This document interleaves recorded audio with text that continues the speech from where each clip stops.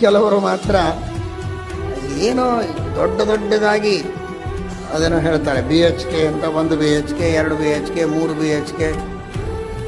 ಎಷ್ಟು BHK ಆದರೆ ಏನೋ, ದೇವರಿಗೋಸ್ಕರ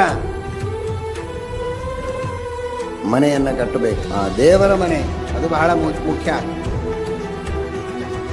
ಆ ಉತ್ತಮವಾದ ದೇವರ ಮನೆ.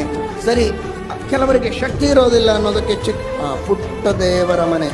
ಅಯ್ಯೋ, ಆ ತಿರುಪತಿಯಲ್ಲಿ ಅದೇನು ದೊಡ್ಡದಾದ ಗೋಪುರ, ಏನು ಅದ್ಭುತವಾದ ಬಂಗಾರದ ನಾನಾ ವಿಧವಾದ ಆಭರಣಗಳು, ಅಲ್ಲಿ ನಾನಿರ್ತೇನೆ, ಇದ್ಯಾವುದೋ ಸಣ್ಣ ಮನೆಯಲ್ಲಿ ಕರೆದ್ರೆ ನಾನು ಬರೋದಿಲ್ಲ ಅಂತ ದೇವರ ಅಂದರೆ ಗತಿಯನ್ನು, ಭಕ್ತರದು ಪೂಜೆ ಹೇಗೆ ಮಾಡಬೇಕು?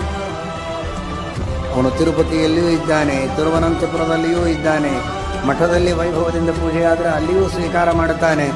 ಮನೆಯಲ್ಲಿ ಪೂಜೆ ಮಾಡಿದರೂ ಸರಿ, ಬಂಗಾರ ಮಂಟಪ ಇರಲಿ, ಬೆಳ್ಳಿ ಇರಲಿ, ಕಟ್ಟಿಗೆ ಇರಲಿ, ಏನಿಲ್ಲ, ಏನೋ ಸಾಮಾನ್ಯವಾದ ಬಾಳೆ ಎಲೆ ಮೇಲೆ ಇಟ್ಟು ದೇವರ ಪೂಜೆ ಮಾಡಿದರೂ ಅಷ್ಟೇ ಪ್ರೀತಿಯಿಂದ ಸ್ವೀಕಾರ ಮಾಡುತ್ತಾನೆ.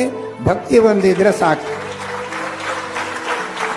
ಪತ್ರಂ ಪುಷ್ಪಂ ಫಲಂ ತೋಯಂ ಯೋಮೇ ಭಕ್ತ್ಯಾ ಪ್ರಯಚ್ಛತಿ ತದಹಂ ಭಕ್ತ್ಯುಪಹೃತಂ ಅಶ್ನಾಮಿ ಪ್ರಯತಾತ್ಮನಃ ಅಂತ ಭಕ್ತಿಯಿಂದ ಸಮರ್ಪಣೆ ಮಾಡಿದಾಗ ಪರಮಾತ್ಮ ಅದನ್ನು ಸ್ವೀಕಾರ ಮಾಡ್ತಾನೆ. ಕರದಲ್ಲಿಗೆ ಬರ್ತಾನೆ. ನೀವು ಎಲ್ಲಿ ಆವಾಹನ ಮಾಡ್ತೀರೋ ಅಲ್ಲಿ